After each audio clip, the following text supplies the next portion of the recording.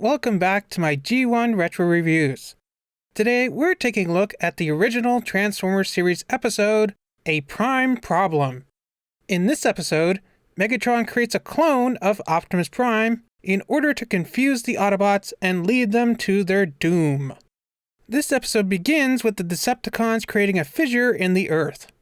Success, Megatron. Yes, Soundwave. That must be the source of the rare energy detected by our Earth scanners. The energy could be dangerously unstable. Rare energy? Dangerously unstable? Why does this sound like raw energon, as seen in the Beast Wars cartoon? Not to mention that when we actually see the source of this rare and unstable energy, they are crystals, just like the raw energon in Beast Wars. I would propose a theory that this actually is raw energon, which somehow survived all these millions of years and wasn't either destroyed or converted into stable energon. However, Megatron soon clarifies that these are actually corolonium crystals. So that kind of blows my theory out of the water. Unless, of course, corolonium crystals are created from or are a mutated form of raw energon. Soundwave, send an auto scout into the crevice. This is the first and only time that we see this Auto Scout cassette of Soundwave's, which raises a couple questions. For one, shouldn't it be called a Deceptiscout? And two, just how many cassettes does Soundwave have in his bosom? Okay, but seriously, the Auto Scout has yet to receive an official toy from Hasbro, but there have been a couple of third-party ones. So we see Megatron's new temporary base, which is apparently a rocket disguised as a big rock? Well, at least it's more subtle than their previous temporary base. All the danger you can handle is already here, Optimus Prime! It's a trap! Brilliant deduction! Did he say Optimus Prime? Man, Starscream, you really need to work on your trash talk. So the three Seekers almost recreate that scene from the intro before attacking Optimus Prime 3-on-1. But Optimus is still more than a match for them. But Soundwave sends Laserbeak after him, who manages to take down Optimus in only a couple shots. I really don't know what this says about the Seekers and Laserbeak. Either the Seekers are really weak, or Laserbeak is really strong. So Megatron creates what he describes as a clone of Optimus Prime. And this brings so many questions to mind. For one, this reminds me of Megatron in Beast Wars always trying to create clones of Dinobot. And two, this also reminds me of Nemesis Prime, who is often an evil clone of Optimus Prime. I kind of wish that this clone was retconned into the G1 version of Nemesis Prime. Oh well. I am Optimus Prime. I am Optimus Prime. Oh man, this gave me PTSD flashbacks to trying to transform Revenge of the Fallen Optimus Prime, and how if you so much as looked at him, he'd say, I am Optimus Prime. I am Optimus Prime. I am Optimus Prime. Over and over again. Bumblebee, I'm speaking to you. You talking to me? Of course. But I'm not Bumblebee. I'm Ironhide, Prime. I meant Ironhide, naturally.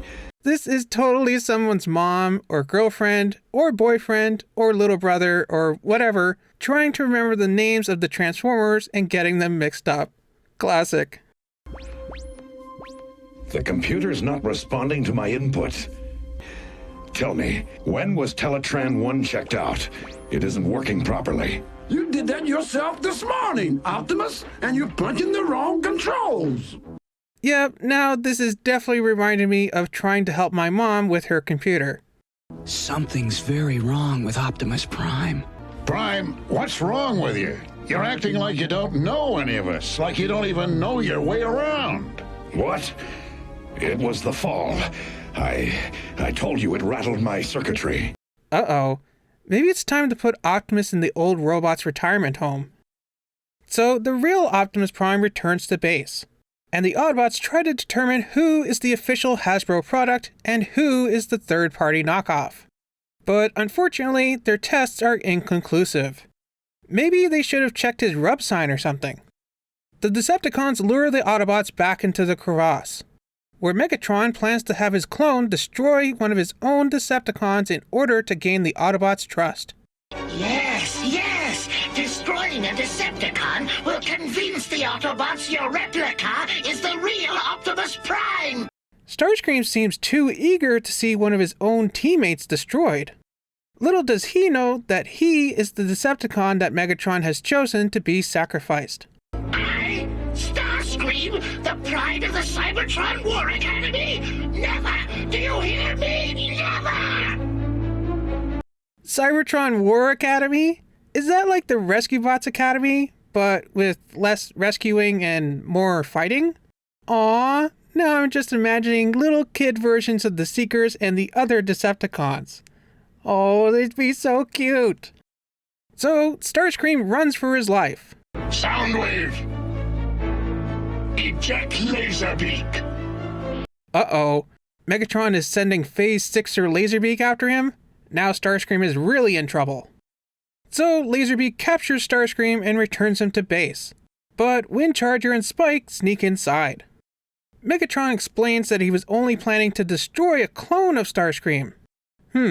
Is there a Nemesis Starscream? Oh yeah, that's right. Starscream did have his own clones in Transformers Animated. What if this Starscream was actually G1 Slipstream? Oh well. So the clone Starscream challenges the clone Optimus to an Agni Kai, where we get some surprisingly good animation. I mean, a lot of the animation in this episode has been pretty good, but this fight definitely stands out. Although I say that, and immediately as Optimus destroys the clone Starscream, we can see another Starscream along with Skywarp and Thundercracker alongside him. Oops, one too many Starscreams. Ironhide, Wheeljack, Trailblazer, Autobots, all of you, do not follow him! Trailblazer? His name is Trailbreaker. Are we sure that this is the real Optimus? Also, maybe Hasbro should have renamed Trailbreaker to Trailblazer when they lost his trademark instead of calling him Trail Cutter. Before the evil Optimus Prime can lead the Autobots into the crevasse, Windcharger miraculously emerges and warns them of the imposter. The Autobots destroy the bootleg Optimus, and the Decepticons escape, but they leave the Autobots with a parting gift. He's dropped Spike! What?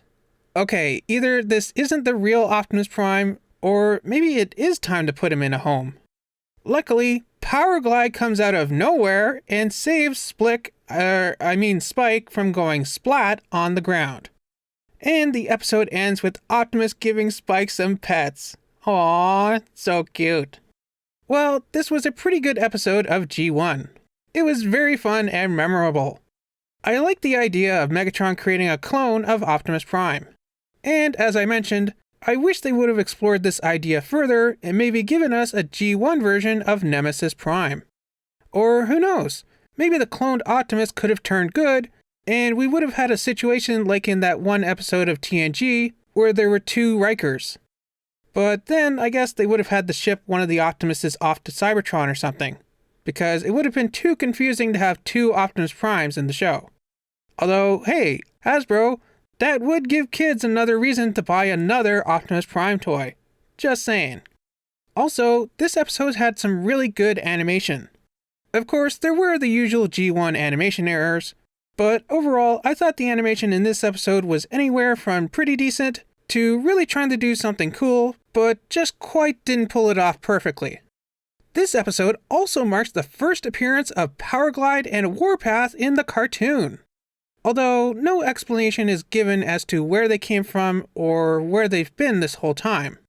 With Powerglide being featured in this episode's final scenes, and Warpath only making a very brief appearance with no lines at all.